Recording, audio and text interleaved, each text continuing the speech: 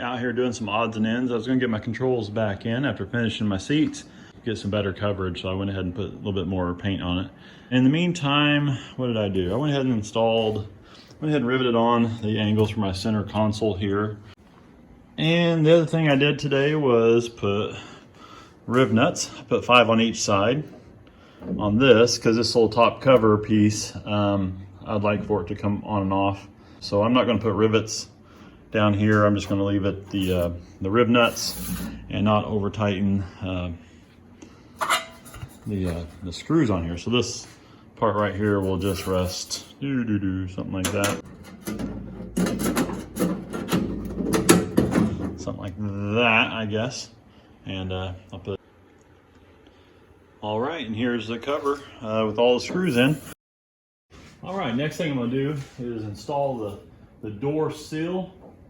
So this piece goes right up here, and it has some pre-drilled holes in it. You're just going to drill into the seal bar up here.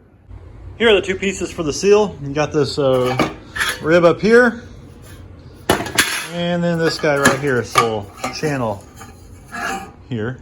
Put it onto the fuselage. They look like this. This kind of wraps around here. That right there, this rib gets riveted to the outside. The holes are already mass drilled on both of them. And then full space back there.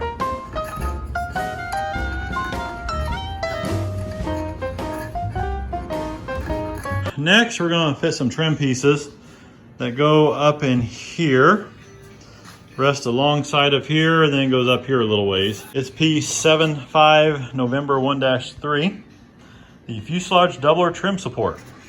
This is a relatively thick piece, and you can see it has like little relief cuts in part of it, because these areas will get bent up, and they get bent in conjunction with where the bends are here. So one bend will be right here, another bend right here, there, and one more bend right up here. All right, I got one of the trim pieces bent. It's probably not 100% perfect, but it's pretty close. There's very little tension on it when I got it clamped down there. The only thing it may have a little bit of tension on is this guy right there. I may have to scoot him over just a little bit to drill into this bar, this steel tube up here. But anyway, got it clamped down. Next up is to go ahead and drill down through these holes into that angle below it. The instructions have you bend these angles up by putting a crescent wrench in there, then bending it, kind of torquing it over. Maybe I'm not very good at doing that, but because what I noticed is when I did that, not only did the piece bend up, it twisted as well and bent over. So what I end up doing is just clamping my bucking bar down on top of the angle and then just bending it up from there. Use this as an angle finder to give me a rough estimate of where my bend should be. I drilled some pilot holes, number 40 size, down through the doubler into the channel, or not the channel, but the angle underneath there. These two areas, there'll be the latch for the door right here. So there'll be another plate. You got a rivet on the inside of that. So you don't want to put these rivets in here yet. Along with, there's another latch for the door up in this area. And I was going to take this off, but before I did, I went ahead and marked the locations. So I think there's going to be 5 is what I'm going to put in here.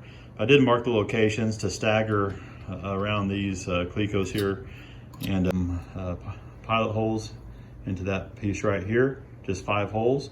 We'll put this back on here, and then I'll drill into this steel tubing here.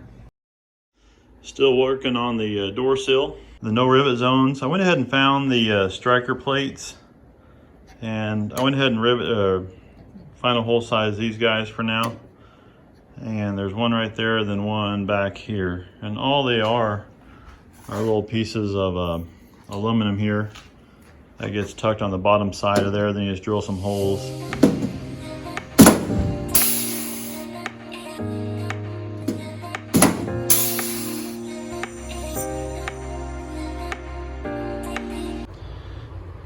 Well, for now I got both trim doublers completed. going around the door sill there. And also have this trim piece. I cut just a small section off.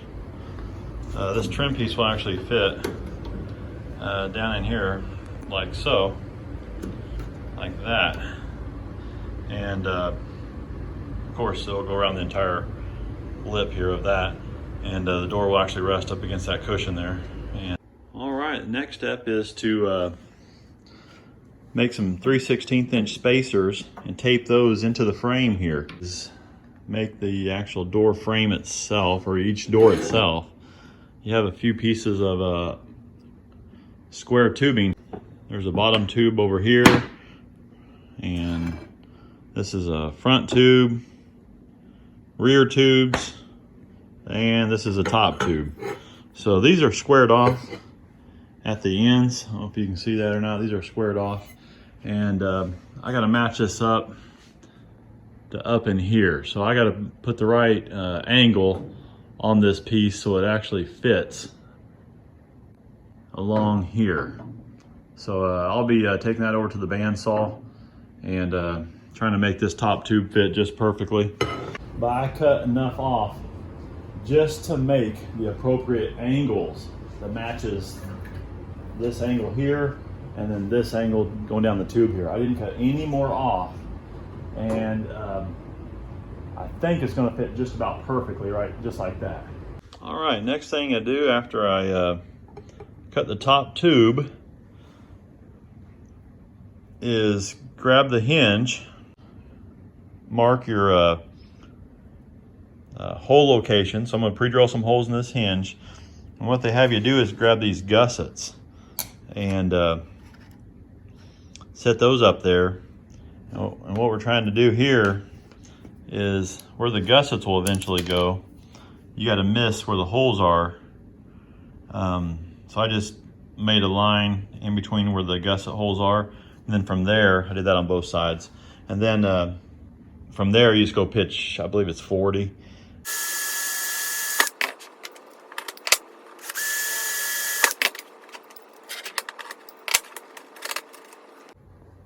And I riveted on the hinge to the top tube here. These are countersunk hinge here. I had to countersink the hinge in order to put in the flush rivets. And actually they're just the rivets that we normally use. You just change the head on your rivet gun to more of a flat head as opposed to a concave head. And then you have a nice flush rivet heads. The Lexan glass will actually go on top of this. That's why these have to be flush. And then the Lexan's actually been held on with some rivets with these little gussets. So that'll go in place there later. But that's it for now. So on top of that door sill, I'm actually I put just that corking that came in for the fuel tanks. I put one piece on each edge just so I can locate. I just want a little gap in there for when I locate this hinge, or this part right here of the door. So then you can see this part, the surface right here will not be butted up clear up against this. There'll be just a little bit of a gap in there. So I'm going to rest that up there like that, up against that cork, and then drill the hinge holes into this top part here. All right, went ahead and riveted the top hinge part. Next step is to find the center of these lugs here from left to right. Find the center, cut out 2 of the lugs. All right, I think this is where I'm going to stop for now. I'll probably get to this point on the other side as well.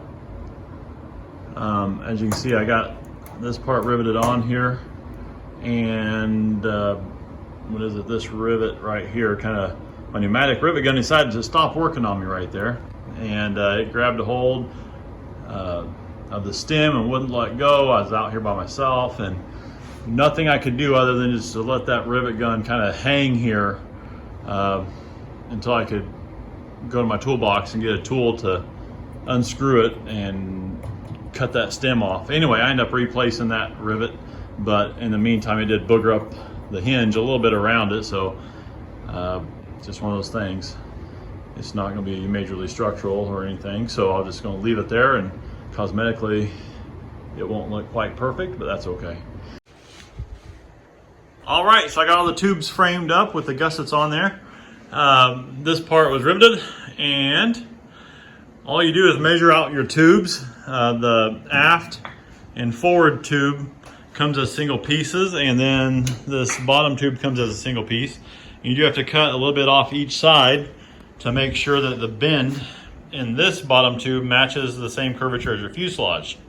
Let's just say I didn't realize that on my first tube, so I'm not sure if I can salvage that one or may have to buy a new tube actually. I cut it too short otherwise. Anyway, or I cut it too short off one end, and then it shifted everything so these little curvatures are not exactly in the same spot. So more than likely I'll end up getting a new tube. So I got my other tube for this one and went ahead and framed out the pilot side. Specific gussets for each corner. Labeled this corner 1 for gusset 1, corner 2 for gusset 2. And the number 2 gusset and number 3 gusset has a slight bend in it, so you gotta be very careful which one you get. The number 1 gusset, they're pretty much, I think they're pretty much the same. You could flip and flop those and it wouldn't make a difference. Same thing with number 4 gusset. They're all the same. You can turn them any which way. They're not curved a little bit at all.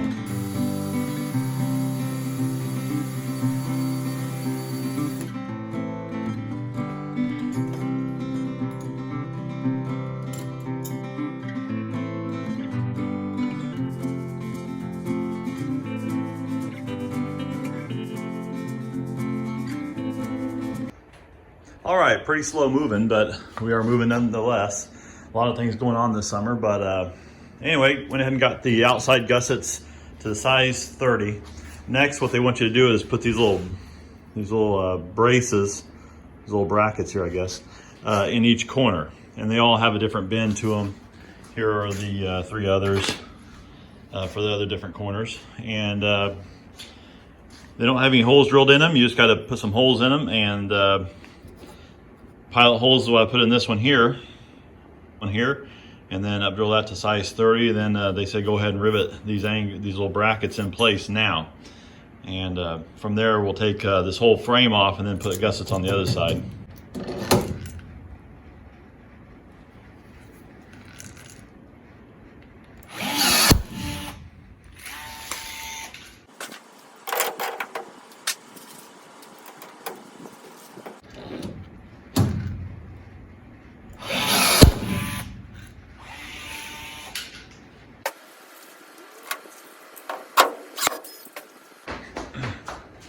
All right, so I got these little brackets on all 4 corners on both doors. And then what they have you do, once you get the gussets in place and the brackets, they have you take the door off, flip it over, and install the inside gussets. So that's what I'm doing now. This is the inside gussets. They go ahead and have you rivet the inside for now, because the outside gusset, you'll have the glass or plexiglass or whatever it is. All right, well, I got the passenger side door on, I think as good as I'm going to get it. As you can see, it kind of comes up here and fits down in here pretty decent. The gaps I have in here, I think you can cover up with the glass or the Lexan or acrylic, wherever it goes, but that's the fit of the door. Again, I think it'll work pretty good. It rests up here on this lip. It's pretty much all at the same time, except for up in here, the leading edge part. You actually have to give it just a little bit of a push, very slightly push, in order for that to actually hit up there. But other than that, everything else hits at the same time. And they do note this in the instructions that you may have to bend these gussets slightly, just so this hits all at the same time, or so this door frame is actually relatively straight here. Again, I had bent mine just a little bit to make this fit even better, but it's not 100% perfect up front here, but it just takes very little pressure just to make it hit the lip of the inside seal here. And I think that's all I'm going to do. I'm not going to install the acrylic now. I just want to get the frames built up, and then I'm going to move on to something else. Before I end, I wanted to show you the gaps I have and everything, a little bit of a closer view. Hopefully that may help somebody, maybe not, or maybe you can determine what not to do on yours. But anyway, here's the gap I have on mine. It's a decent gap going down here, but like I said, you can fill that up with the acrylic when it comes time.